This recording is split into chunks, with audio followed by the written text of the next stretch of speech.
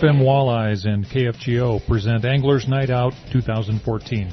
Tonight's presentation, featuring Jeremy Smith from Lindner Media Productions, is entitled Overlooked Walleye Opportunities. Now here's FM Walleyes President Scott Brewer. All right, let's get into some fun stuff. Jeremy promises he's going to entertain us. All right, our speaker tonight is Jeremy Smith.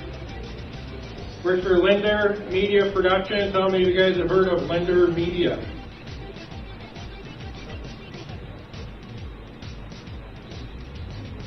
Angling Edge Television.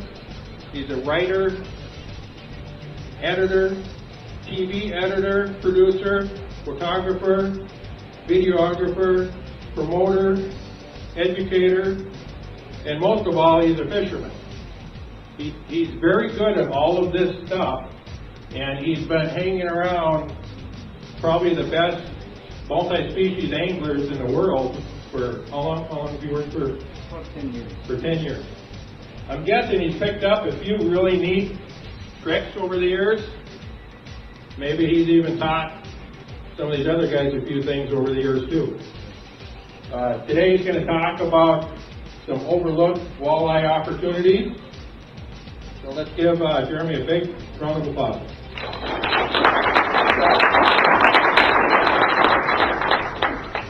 Well, thank you for having me. Can you hear me like this, or do I need to get it closer? Right here is good.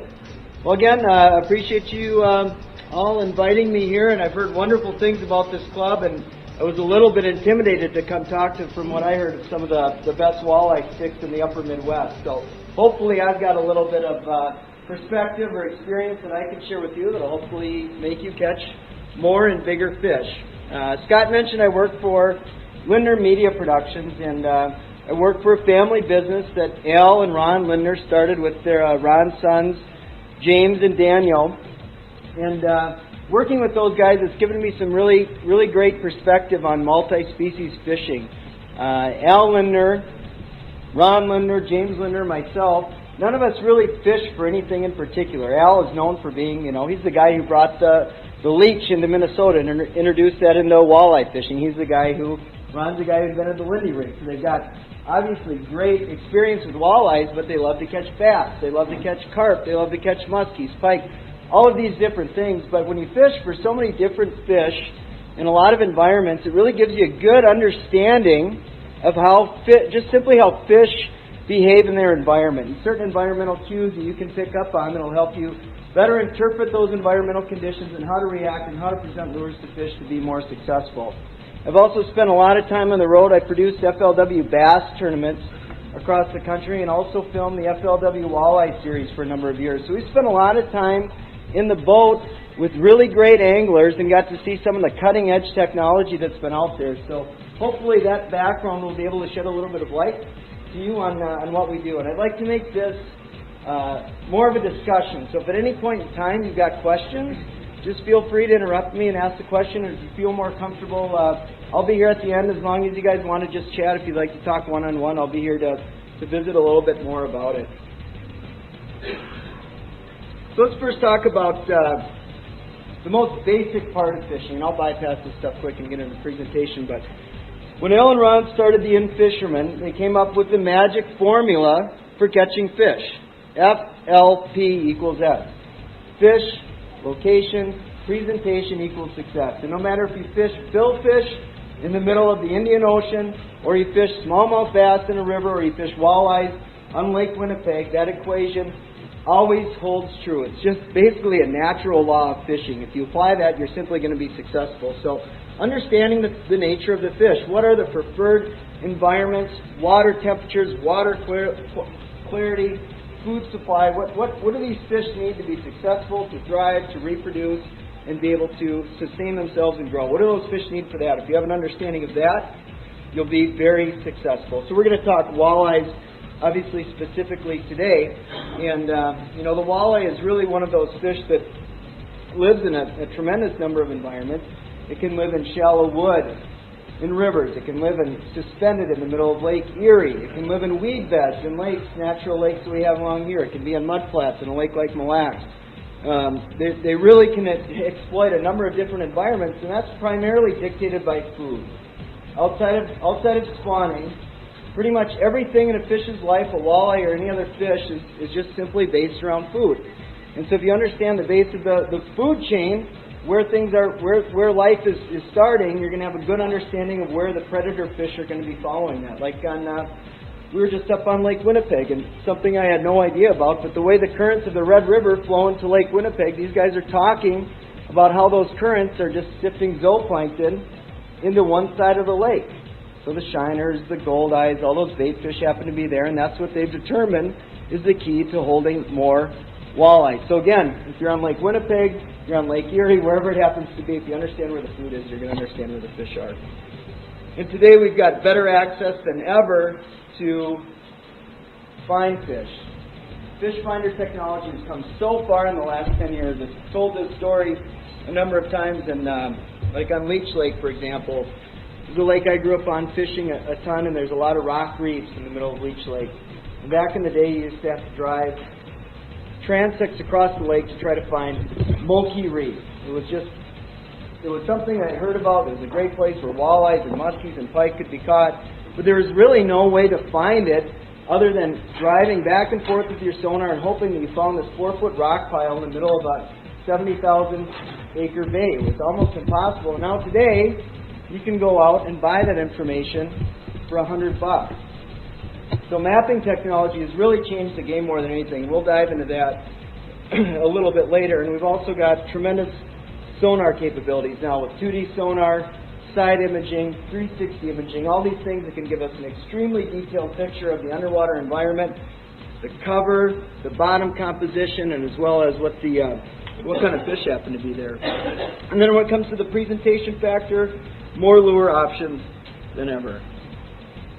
So let's just briefly talk about the seasonal movement of walleyes. And again, these are rules of thumb. Of course, there's no book for fish, right? They can just go and do whatever they want pretty much at any point in time. But in the spring, what you're looking for walleyes is current, number one. Current can be, of course, a huge factor. So anytime you've got feeder creeks, you might have a big river coming in. I mean, look at a system like the Lake of the Woods, for example, and the Rainy River run that happens up there. That big current pulls tons of walleyes into that river system. You'll see the fish disperse later in the season. So current's a key factor in the spring. And the other big factor for spawning walleyes is they like that shoal or that rock, gravel, shoal substrate. Big wind-blown areas that they can spawn on. That's the type of stuff that you're looking for early in the spring to find walleyes. And as the summer progresses, not only walleyes, but all fish do this. You see this transition. I'm not saying you can't go up on a shallow gravel shoal in August and catch walleyes, because you certainly can. But as a general rule, all fish tend to make their way out of back bays. They make their way away from the bank, and they start pushing out into the main basins of the lake. You see that with bass, you see with muskies, you see with walleyes. So as a general rule, when the water starts to warm up, once it gets into the 50s, you start to see fish transition deeper and deeper, further and further out into the middle of the lake. And then again in fall, winter, you're seeing fish tend again to pool in deeper areas. You're looking for sharp drop-offs, you're looking for access to deep water. Those are really key elements. But again, fish could still exploit any environment in between. So again, I'm not giving you concrete information, but I'm just telling you general rules of thumb. If you're going to go approach a body of water in the spring, look shallow, look towards the bank. If you're going out in the summer, start to look at more main lake structures, look at big flats around the main lake. Excuse me. In the fall, look towards the main lake and those deep drops. So let's talk about technology here. How many people have a fish finder that's got GPS technology on it? Pretty much everybody here. This is a pretty sophisticated group of anglers here. So if I'll do a seminar like this, say at like a Northwest Sports Show or something like that, I'd say about probably 10% of the people will raise their hand and are actually using GPS technology. So you guys are way ahead of the game. Having that technology is absolutely huge. How many people have side imaging on their units?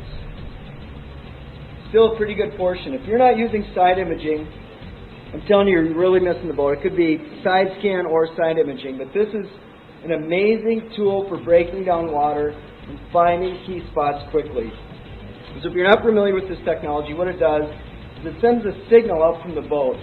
And we use hummingbird stuff, so we can scan up to 150 feet on each side of the boat, and we can see what type of cover is out there. This stuff isn't great at finding fish, but it's great at showing what the bottom composition is and what the cover is. So, for example, if you're setting this stuff up, what I'll usually do is if you've got a tiller boat, for example, which I run, I'll usually use side imaging just to look off to one side of the boat, because I've got an outboard motor that's right in between, and that messes up the signal on the other side. So if I've got a tiller and my screen is on the left-hand side, I make sure that my transducer's on the left-hand side when I rig that boat up. That way I can get a good picture off to one side of the boat. So when I'm just making transects up and down the boat, I'm looking at the best side with the best picture. So I've got a wheel boat, I'd mount that on the right side because that's where my my sonar screen is, and I'm able to look off to the right-hand side. Excuse me. And then when it comes to setting up that screen, I like to set it up to like 60 or 75 feet. So if you're at like 150 feet or something like that, your screen is taking and compressing that 150-foot information into a fixed spot. So if you're looking at 60 feet, you're just getting a more detailed picture of that 60 feet versus 150 feet. But I'm using this to look for weed beds. So, for example, if you're on a big lake and you've got a big, giant stretch of shoreline that you know there's weeds in there and the walleyes might be using weeds, I'll drive around at about 5 miles an hour and I'm just looking to one side with my side imaging, and when I see that cover, I'm able to just drop waypoints. Oh, perfect, thank you. I'm able to just drop waypoints onto those key spots where I see a little dip in the weeds, I see a thick patch of weeds, I see a point in the weeds, and that makes that fish finding process so much easier.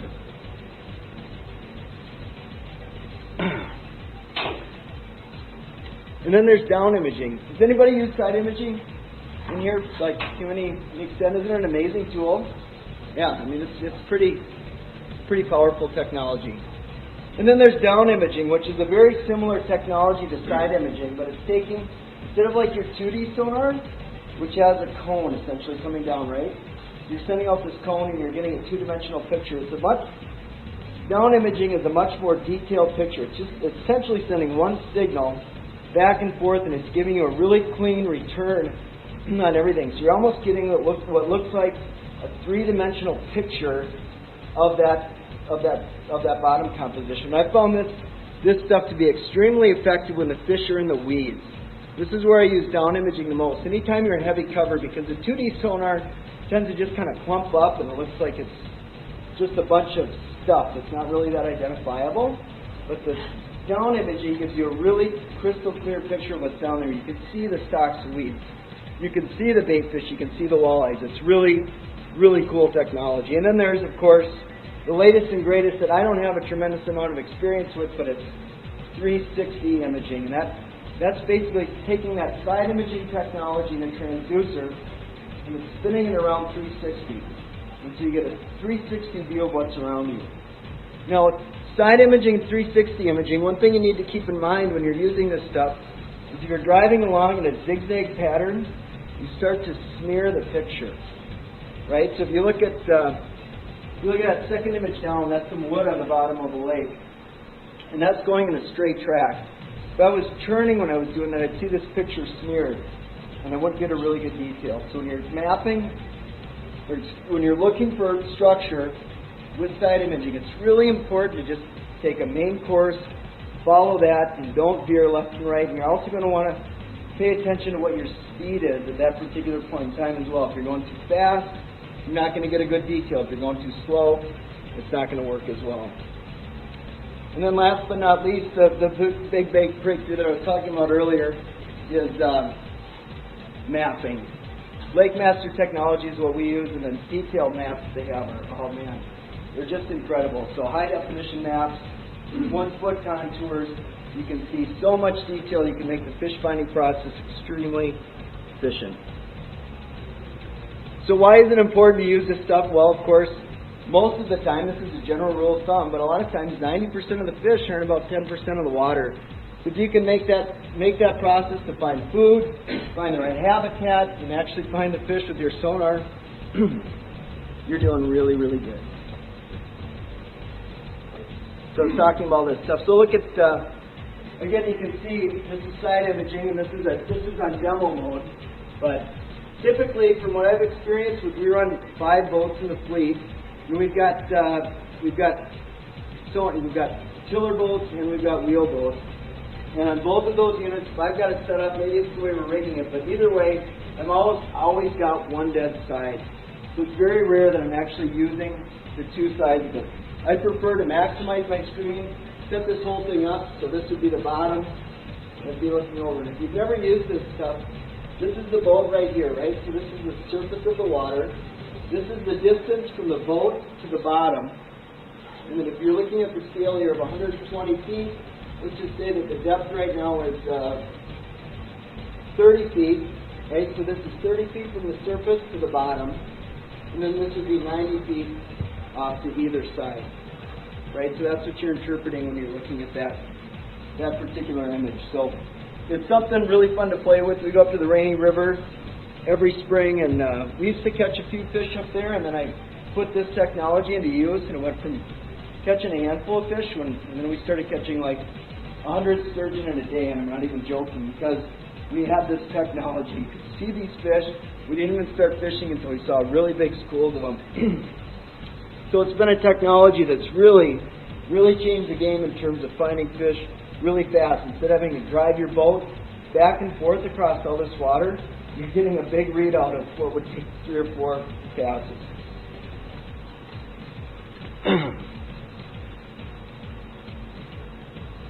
So let's talk about mapping a little bit here too. And so the sonar is something that you just have to employ anytime you're on the water.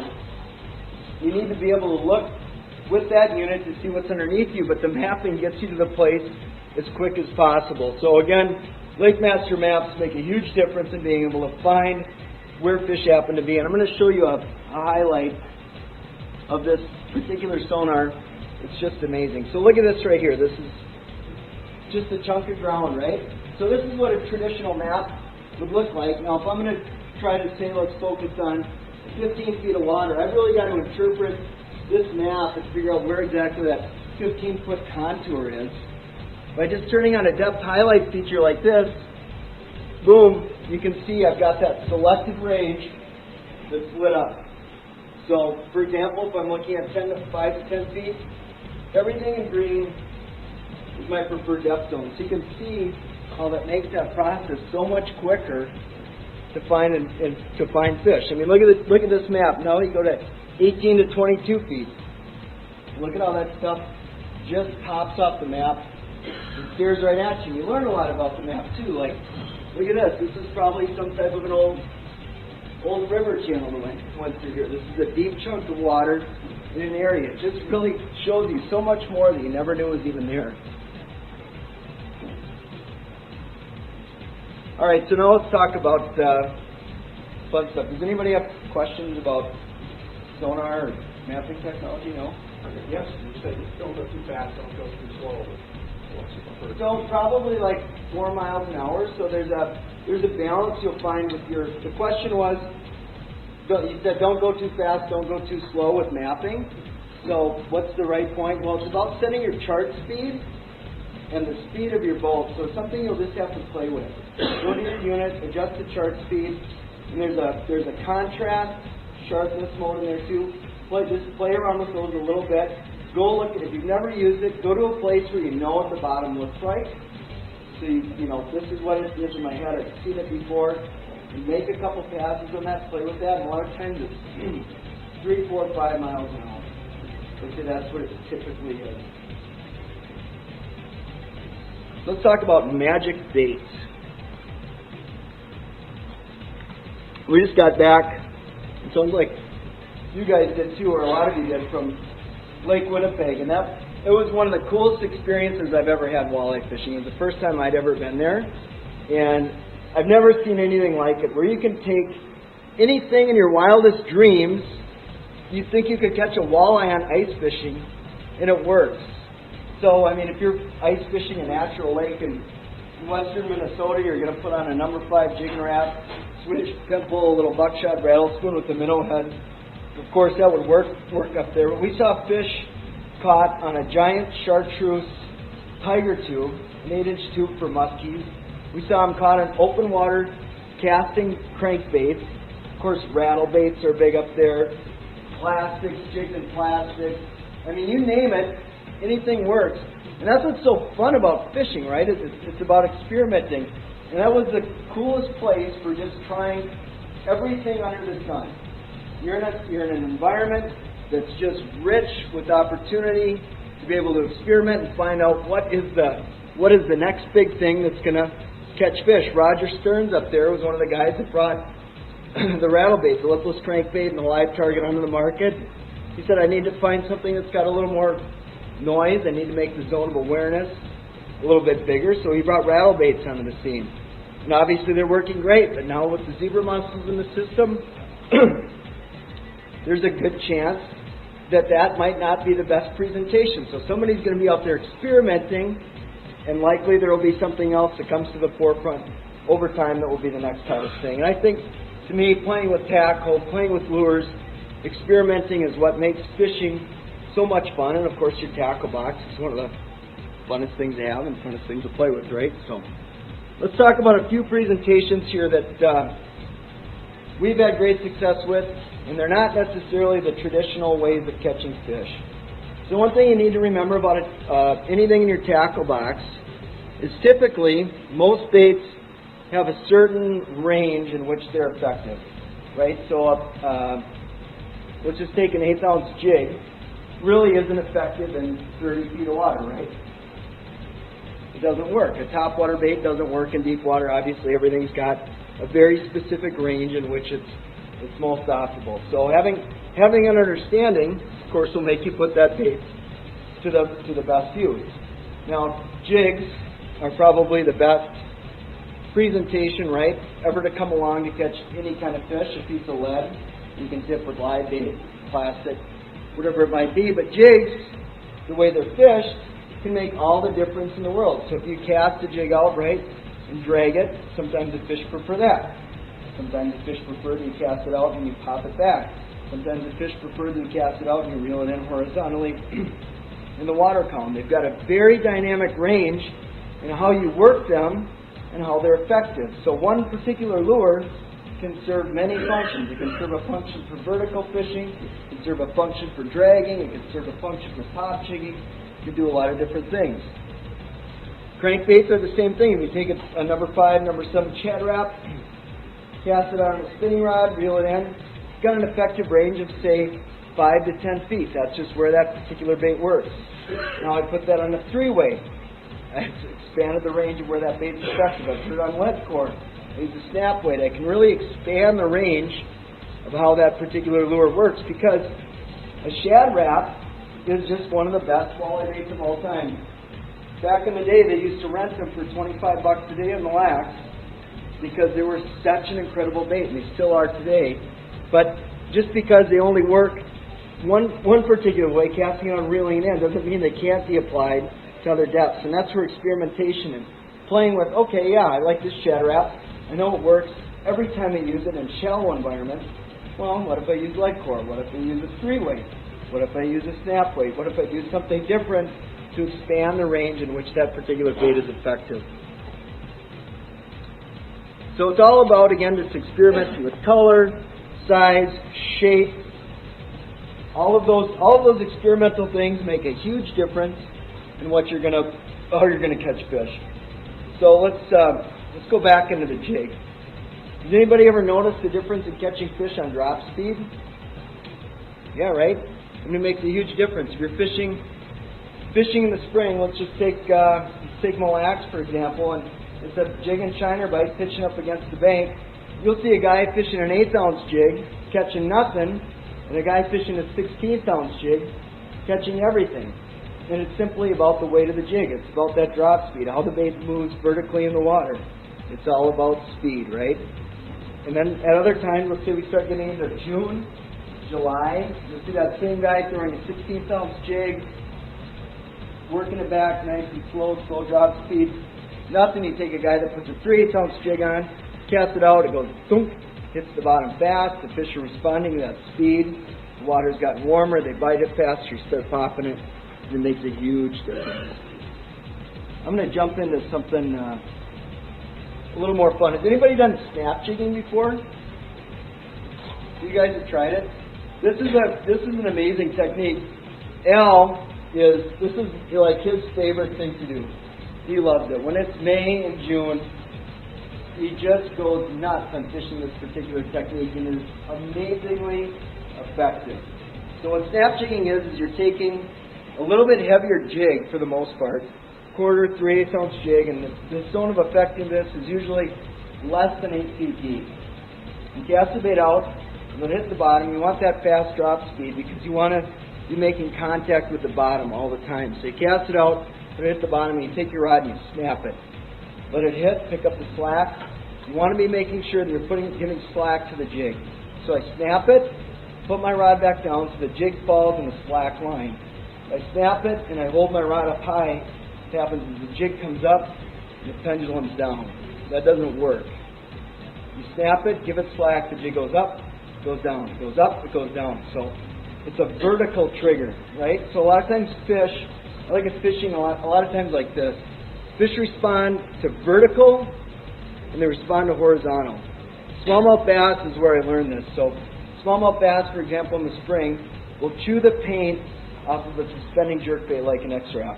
You can catch fish every single cast on this bait until the water hits about 62 degrees. Then they won't look at it anymore. They just completely ignore it. You put on a tube jig that goes like this, or a hair jig that goes like this, or a grub that goes like this, and they annihilate it. Their preference just changed from something that goes like this to something that goes like that. So a lot of times in fishing, it's just as simple as changing the plane in which you're fishing. It's just something that basic. Instead of going like this can make all the difference in the world. And walleyes are like that too. When the water starts to warm and they get in that post-spawn bite, they can really get into that up and down, fast vertical motion. Now the snap jigging works in sand, it works on gravel, and it's amazingly effective in the weeds.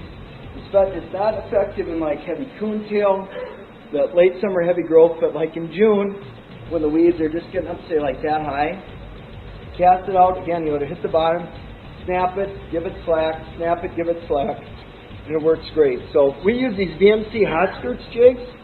What I like about them is they've got the flash-a-boo, so they've got a really big zone of awareness again, right? So that's a really flashy skirt. So when that thing comes up and it goes down, it's reflecting a lot of light too, right? So it's going so fast, you want to be able to let the fish know that it's there as much as possible. And chartreuse, hot pink, all those really bright colors are a better trigger for this particular style than fishing with like a really natural type of presentation. It's about getting them to know that the bait is there and just triggering a strike. They're not inspecting it, they're just reacting.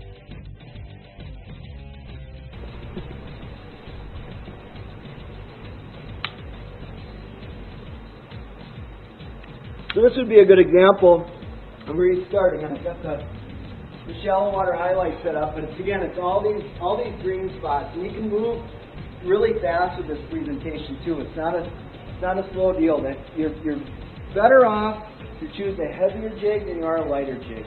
You can fish more efficiently. You have to make bottom contact with this presentation. It doesn't necessarily work as well when it's suspending. It's about up, down, up, down, up, down, making that bottom contact and those good vertical movements.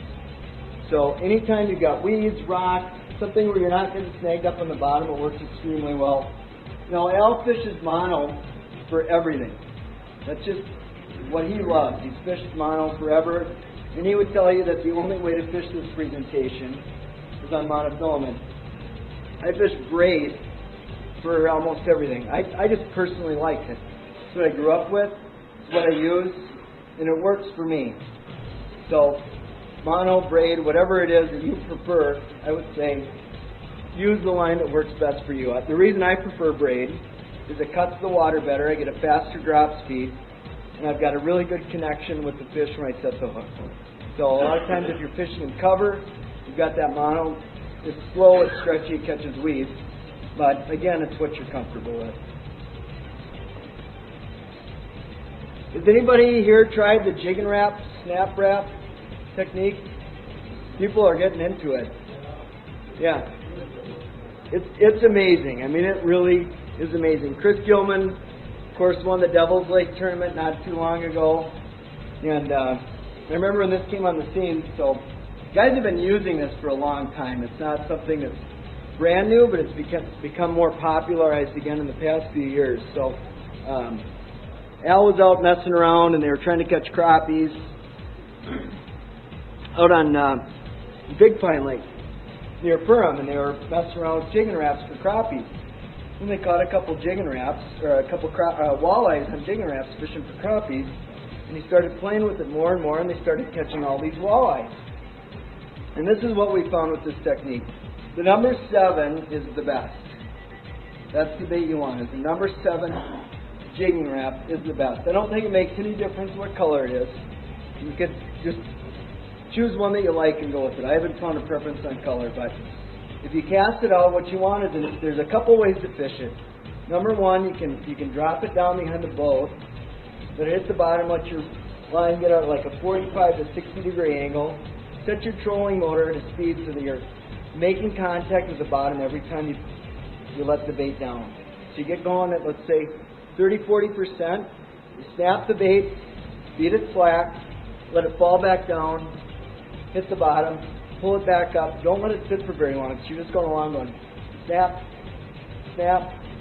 Yep, got them. I mean, it'll just blow you away when you do get bit. So that's one of the ways to do it. The second way is to cast it, which I found to be extremely effective. I really like doing it. So if you've got 2 guys in the boat, a lot of times you'll have 1 guy in the back that's just going along, picking up any of the fish that are on the edge, and then the other guy in the front is just making short casts. Snap, let it hit the bottom. Snap, let it hit the bottom. And so, again, this is a mind-blowing technique. If you've never done it, yep. So Al and Ron was here. Al took out the packaging on Yep. Do you agree with that? No, I don't, because I just fish braid and I catch tons of them. So if you with a braid then, you go with like a medium light action rod? Yeah, a slower rod for sure. A little bit slower rod, and then what I compensate with a light drag. So I mean, every time I'm snapping it, my spool will flip. I'll get a click or two. So when I'm snapping, I'm getting a click or two. So if I do hit a fish, my drag just pulls, but I've stuck him. So again, he really does prefer mono. I'm not saying that. I've seen situations where if you're pitching jigs or you're jigging wrapping, there's times when just the difference between mono and braid can make a difference. It really can, but if you like to fish with braid, it totally works with braid. Don't think you have to go spool up with mono. That's the only way it works. If you like to fish with mono, braid, do it. But my experience is it doesn't really matter. So I don't think Al's done it a lot on braid. He just fishes mono. He loves it. He's good with it. It's his thing, and that's kind of my experience with line in general. A lot of people think you have to have a certain line. I say if you're comfortable with it and you have success with it, then that works good. You should totally use it. The other way that we've been using it lately, and it works, it's amazing. So again, I fish with a tiller boat. You could use a wheel boat like this. Because we'll let out like maybe say 20 feet of line on, say there's 2 guys in there, 1 guy's on each side. And we'll drive around. This is when the fish, I should preface this technique works best when the fish are a little bit deeper and they can't be in cover. The bottom has to be sand or gravel, not boulders. It's got to be a pretty clean substrate. If you've got any kind of sand grass or weeds, it doesn't work. You get snagged up. But we'll drive around and say the fish are in 20 to 35 feet of water. We'll just drive the brakes. Both guys have about 20 feet of line out. The reason is, about 20 feet out, by the time I see the fish on the spinner, I've got the bail open. You release the bail, put the boat in reverse as quick as you can, and by the time your boat is in reverse, the bait's on the bottom. And a lot of times by the time you reel down, you've already caught the fish. And it's really fast at combing water. So again, I'll drive around with the sonar. We've got 2 baits out about 20 feet back behind the boat. Bail's open like you're Lindy rig fishing, right? You see the school of fish, let the line off, the bait starts falling immediately. You slam the boat into reverse, try to get back to like that 45 to 60 degree angle on the line. Your bait's in the school, You pop it a couple times and you get them. We started out by going, okay, yep, there's fish back there. Put it in reverse, let's flip it out, let's try to catch them. But we realized, what's the point? The baits stay in the water, they track true, they don't spin, they're heavy. Just keep a bunch of line out there, and to me it's about 20 feet back. You'll find the sweet spot with how fast you're going. You just want to be in that sweet spot, so when you let it down, by the time you saw those signals on your sonar, the baits are right on top of them, so you don't have to go back on them, and then you start working through them. It's pretty cool. So. Do you tip it with a minnow? No bait. No, nothing. You don't need any bait on it. So what you want it to do is it just naturally flies and darts, and anything that prohibits that just kind of kills it. Yes, Scott. So isn't there a tendency, for me to do this whenever in reverse and start back going over those fish, and I see that school? Yeah. My tendency is going to be to stop right on top of the vertical bait. Yeah, I haven't found it to be as effective that way. I mean, have you found it to work like that? No, it doesn't. But No. That's what I want to do. Yeah. And that's not what you should do. No, you're better off to stop where they were, mark it, and have it, really zoom in on your map and know that, they're right by that trash can there, and flip out to them and work it back. So there's something about the angle. If you're vertical on them, I've seen it work where you can catch them vertically. I'm not saying that doesn't work, but for the most part, it works better when you've got an angle away from the bait. So I think it's not about the bait going in a big circle above them. It's about that bait doing the side-to-side, jumping, darting action. You can't achieve that vertically. You have to have an angle. Chad, did you have I something? was just going to say, we pick up a devil's leg and after the feature, that was good, outside. We pretty much vertical, we don't. You did. I'm not saying that was the most effective way, but that we never thought about top back. Yeah. So again, maybe this is what we're doing, so maybe what you're doing, we haven't discovered where that's best. There's certainly a possibility that vertical thing worked. We were on Big Sand up in northwest Ontario on the Monaco chain, fishing with Gary Roach, and he was vertically jigging. He couldn't touch bottom because they were on rock piles. And we caught a lot of fish doing it. It wasn't the best presentation at the time, but it worked, So if you're in a lot of cover and they want something really erratic and you can't touch bottom, it can still be a good super erratic trigger, right? Isn't that a better presentation, say midsummer rather than late fall or something? I would say, from our experience, I haven't done really good in the spring with it. I know guys that have. We were up on Red this spring, and the water was dirty, and you could catch fish every cast. And we never got that. You couldn't catch a fish on a jigging rod, right? So there's something to me with warmer water and clear water. So it's definitely a visual cue. It's not a vibration deal. It's definitely a visual cue. And I would say it works until around here, mid-October. But the peak of it, from my experience anyway, in the natural lakes in central and western Minnesota, is probably from about the middle of July through the middle of October. So it's when the fish get deep. That's just when they're there. So that's why it works, is it's a place where you can actually fish for them.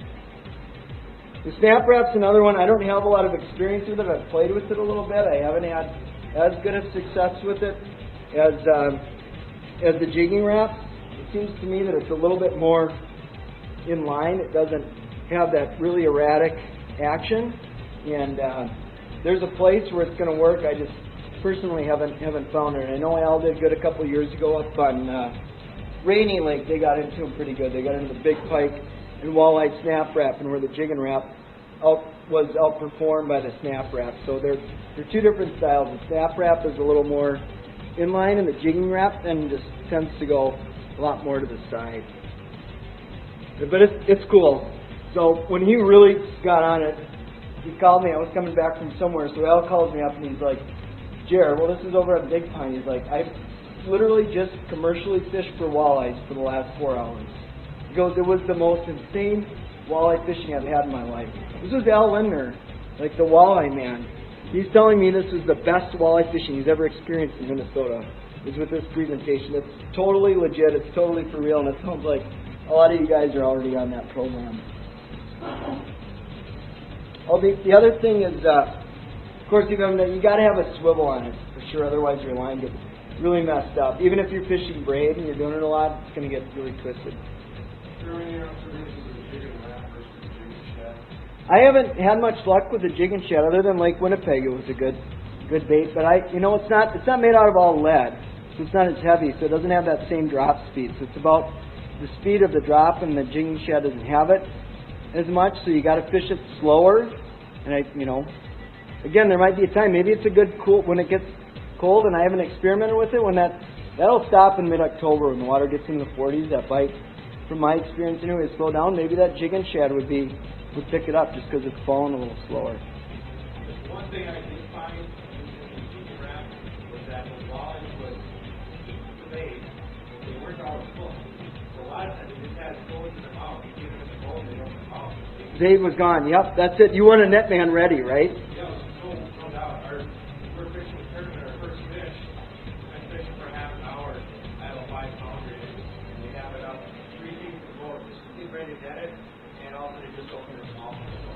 Oh, yeah. And, so they, I was just love it. Yeah. No, I've had that experience before.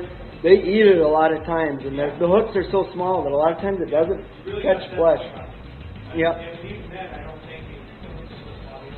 Yeah. If you look up on the picture up there's not a big gap for it to bite it. No, there isn't, and I've experimented with putting a bigger hook on there, and it'll roll over on top of the bait more often then, so the hook will be resting on the back of the bait, so you have zero hooking percentage with it. The one thing I haven't tried, I'd like to try this summer then, is I'm going to put a piece of shrink tubing, put a bigger hook on here, piece of shrink tubing on the shank of the hook, then up to that keeper, so that's just a rigid connection between the two, so you can upsize the hook. I haven't done it, but I'm assuming that you should be able to get a bigger bite with your hook, and then it's not going to foul either, so we'll see how that affects the action. It might add a little too much drag too. I haven't done it, but that's an idea I had for trying over. Where do you put your swivel? About probably, so when I do a swivel, I usually start with, let's say, 3 feet, and then I'll work my way down from there. So I just want to tie one knot to get started. So I'll start at 3 feet, and as you're retying, you just kind of drop down from there. Like 10, 12 pound fluoro, 8 to 12 pound fluoro. I'd recommend 10 is, works great. Yep.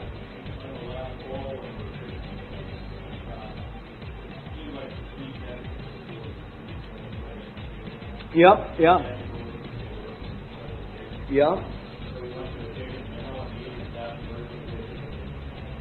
Or what? Oh, sure. Yeah, I agree that once it gets cold, they don't respond to it at all. That's been my experience anyway. But they bite it in ice fishing vertically, But open water, I've had the same thing where live bait just starts to help produce it. Another technique talking about that vertical fishing. Has anybody heard of moping? Yeah, I guess so. This is what.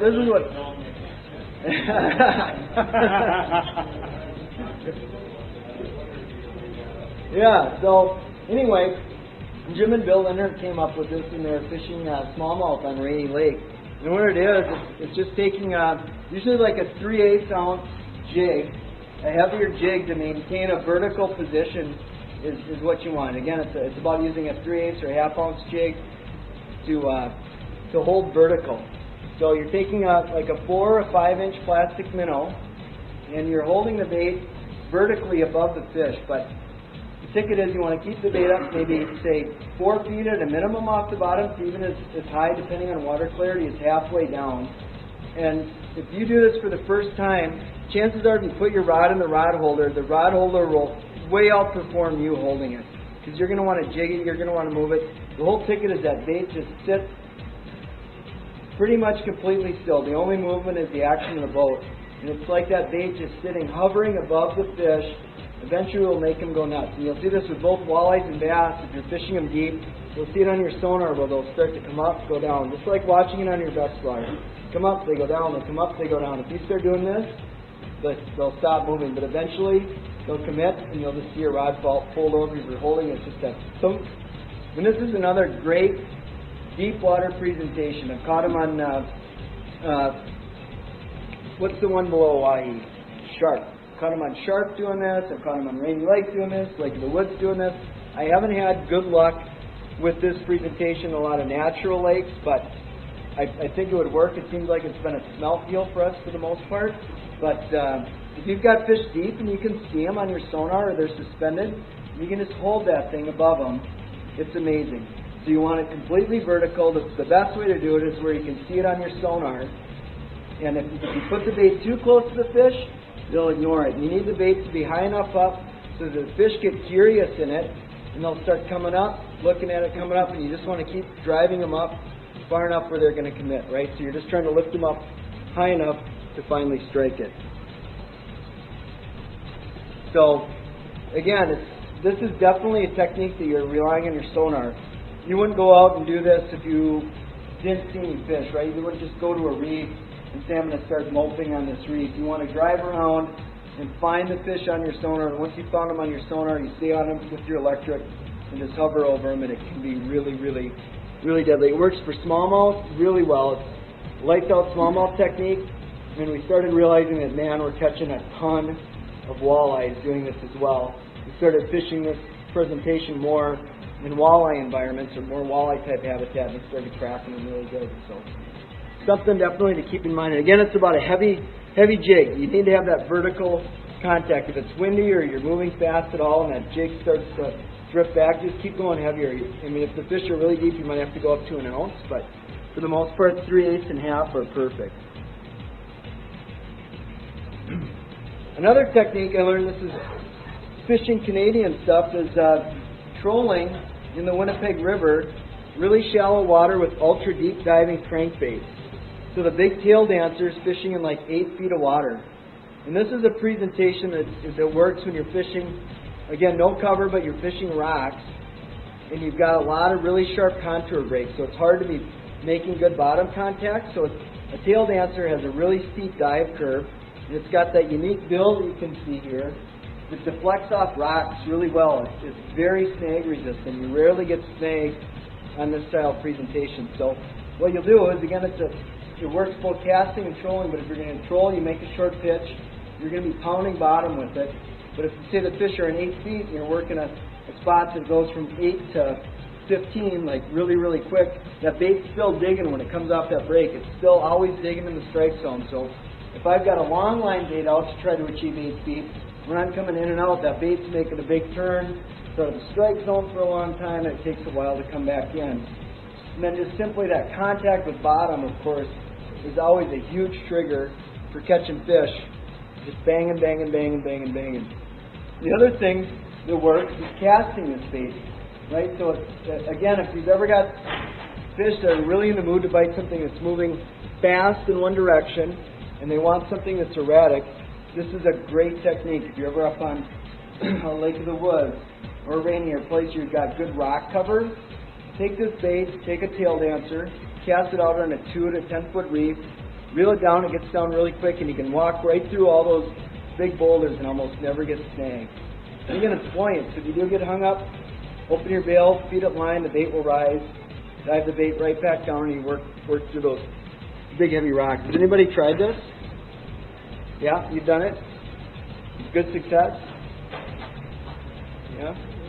Yeah, it works pretty well. So reef runners are another one that works for this too, but I really like the tail dancers. Again, it's really snag resistant. Another quick one to run over is, of course, everybody's spinner fish. You fish walleyes, but adapting spinners to fishing in weeds, where walleyes spend a tremendous amount of time, especially in the natural lakes in Minnesota. They spend so much time in the weeds.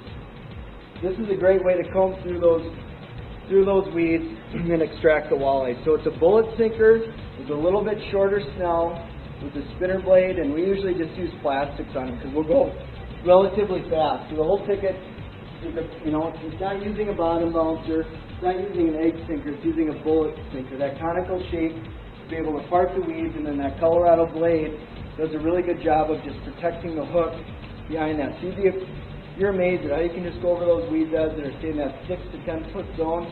When the walleyes are in there, you just stroll around with this presentation. You get caught up in the weeds, you pop it off. Of course, it's just like fishing a crankbait. for bass or whatever in the weeds, you make that contact with cover, you pop it off, and you get bit. And this has been, for Mille Lacs Lake, this is really, really deadly. If anybody ever gets over to Mille Lacs, fish that. And the fish are in Vineland or some of those other bays. It's pretty darn amazing. Three-way rigging, bottom bouncer rigging, another great way. I'm not a huge fan of trolling, lead core, and that stuff. That's a personal thing, so I don't have a lot to comment on that. But if you're fishing walleyes in deep water, the three-way, of course, is a great way to comb water. And what I found is that about an ounce for every 10 feet. So if I was fishing in 30 feet, I'd be using 3 ounces of lead on a three-way or 3 ounce bottom bouncer. If I was fishing 40, I'd be using 40 feet.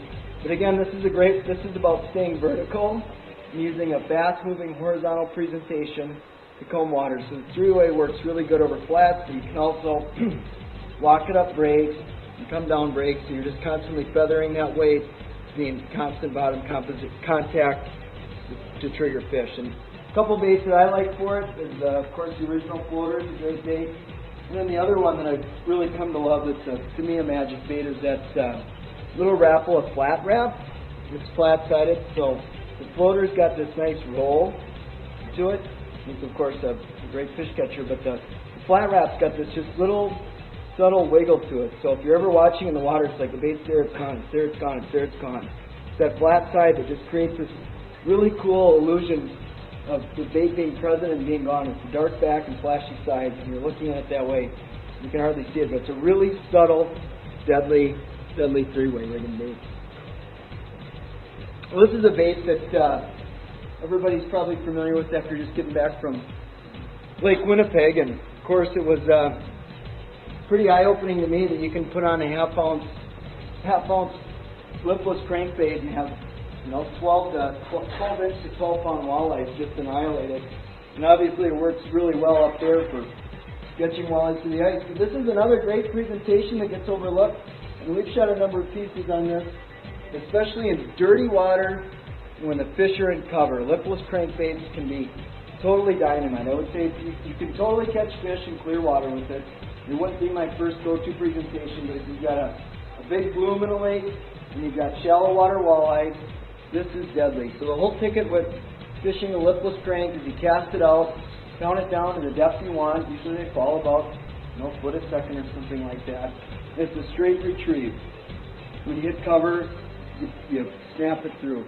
And it's just that steady, straight retrieve. When you're ripping it, it doesn't seem like the walleyes like it.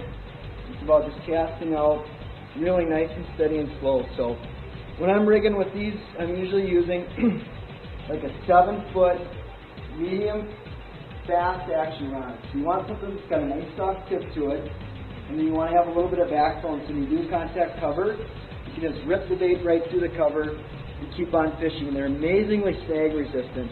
And you can, I'm telling you, if you get a little bit of wind blowing in, you can pound walleyes in shallow water weeds with this presentation. It's absolutely amazing. And it's just like on Lake Winnipeg, it's experimenting with the different sounds that they make, the different vibrations that they make. And a couple of them that we really like are the clack and wrap, and then the rip and wrap. The clack and wrap has that single ball bearing sound in it, so it's a real deep, bassy, single ball bearing sound. It's just boom, boom, boom, boom, as opposed to the really high-pitched multiple BBs and a really, thin plastic lip that's loud and high-pitched. And sometimes it seems like fish prefer one frequency to the other. I don't know why, but it certainly works. So, if you're a bass fisherman, you know about Texas rigs. So, does anybody here fish rivers? You guys do? I love river fishing. It's just it's one of my favorite things to do. There's such cool environment. And we were messing around with, of course, flipping jigs in wood and catching walleyes in wood. And over on the Wisconsin River, these guys were fishing Texas rigs. And it was like, duh, this should work. And it's been a mind-blowing technique for river fishing. So what a Texas rig is, it's a real simple system. It's a hook, line, and sinker. We've been using a lot of tungsten lately, And tungsten, if you haven't never fished it, it's a lot denser than lead, and it transmits through the line really well. So you can feel when your bait touches cover, you can feel the composition of the bottom, you can feel everything. So you've got a tungsten weight that's pegged. And so, I don't know how many guys know about pegging systems, but there's a couple kinds. There's this like bobber stop style, and then there's one that goes through your sinker. This is the peg, this is the stop. A peg goes right through the sinker, you pull it in, you snug it in tight, clip the ends, and that holds the sinker in one place. If you're going to peg, you want to be sure you're using braid, because pegging it on that mono or fluoro will do some damage to the line. If you're using mono or fluoro, I'd recommend you're using a peg or a stop style system. If you're using braid, you can use the peg style. They're both cheap. I mean, you can get a couple packs for $1, and then it's that smaller offset hook. So you rig this Texas. The reason you're stopping a Texas rig is you don't want the sinker to separate from the bait. Right? So a standard Texas rig doesn't have a peg on it. So when you cast it into cover, what happens is the sinker will start to fall. It will separate from the bait. Right? And the bait's going to start moving around. And then when you pull it, the bait's going to catch back up the sinker, and that process is going to keep happening. Well, that's really snaggy. You get snagged a lot. But when it's in a tight package, what you can do is you can flip very accurately into specific spots and cover and pull the bait through amazingly snag resistant. So we've started to do river fishing is thinking that, oh man, we got to fish this wood. You're pitching jigs in and around the wood. And when we went to the Wisconsin River, this guy, this old timer, takes his boat downstream, pulls the trolling motor up, lets the boat just smash right into the wood. Just smashes into it like nothing. This is no big deal. And he starts just dipping in, pulling out walleyes. It's like it didn't even faze him. The fish were so into being in that cover, they didn't want to leave. It didn't make any difference that you were there. But the ticket was you're ice fishing, right?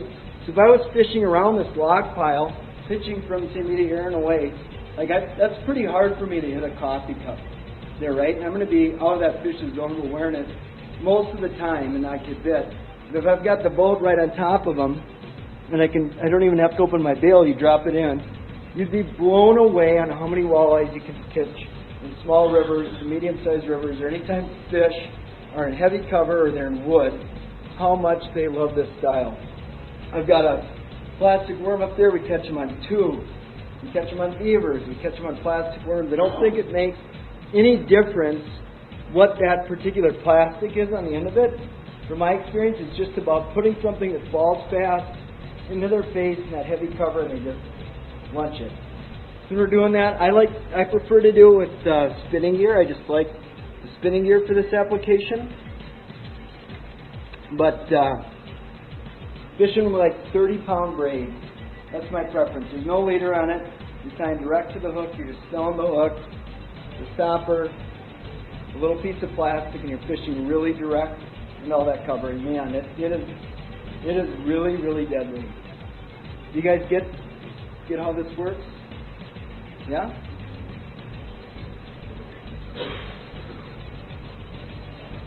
So this is the one this is drop shotting, right? Drop shotting was a Japanese bass presentation brought on the West Coast. It's been modified from there. This has been one of the most dynamite things that I've seen in walleye fishing next to the jigging Wrap in quite a long time. So what a drop shot is, if you're not familiar with it, it's a hook above a sinker. So it's a weight forward system. So it was on your line, the sinker would be the last thing on your line, and then the hook would be up the line.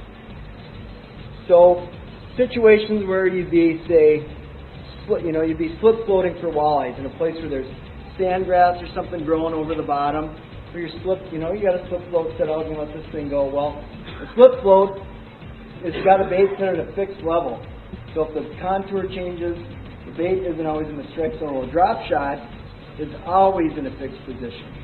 It's always whatever depth you set between the sinker and the hook. So when we started applying this, first time I started doing it was on Lake of the Woods, and it was fishing a lot of really big boulders where you're going in those spots that are going like this, where you see it on your depth finder. And I thought, well, when you're live bait rigging, your sinker's always falling into this, your hooks over here, it's just not a real fluid system, right? So I want a bait that's just 2 feet off the bottom, always. So you start fishing this vertically, and you're just blown away on how effective it is. Fishing a night crawler, fishing a leech, fishing a minnow. It's just in the strike zone all of the time. And then we started fishing in Minnesota. And we got a lot of sandgrass, right? You know what that stuff is? It grows maybe 6 inches to a foot off the bottom. So you can't, if you're fishing a rig, right, you drop a rig into it and your sinker's in it and that gets junk on it and then the bait might fall into it, so you're not always you're just not fishing that efficiently. So we started doing this technique, and it is amazing how many fish you catch on it. It's always in the zone. If you're fishing a drop-off with sandgrass on it, the bait is always 2 foot off the bottom, or however long you happen to make it. So we've been doing this with, instead of using plastics, which you can catch walleyes on plastics with it, but leeches and crawlers are way better. It's just been phenomenal. So there's a couple styles of weights for this. This is the cylinder style. These are the two most commonly you'll see, a cylinder style and then a ball style. So the cylinder is what you want if you're fishing in any type of weed cover. That cylinder design prevents it from getting snagged up in the weeds too much. If you're fishing a ball, it's got a lot more surface area to grab the weeds, and you just have more junk on the end of your bait that doesn't feel right. If you're fishing more clean bottom or hard bottom, mud transitions, you want the ball.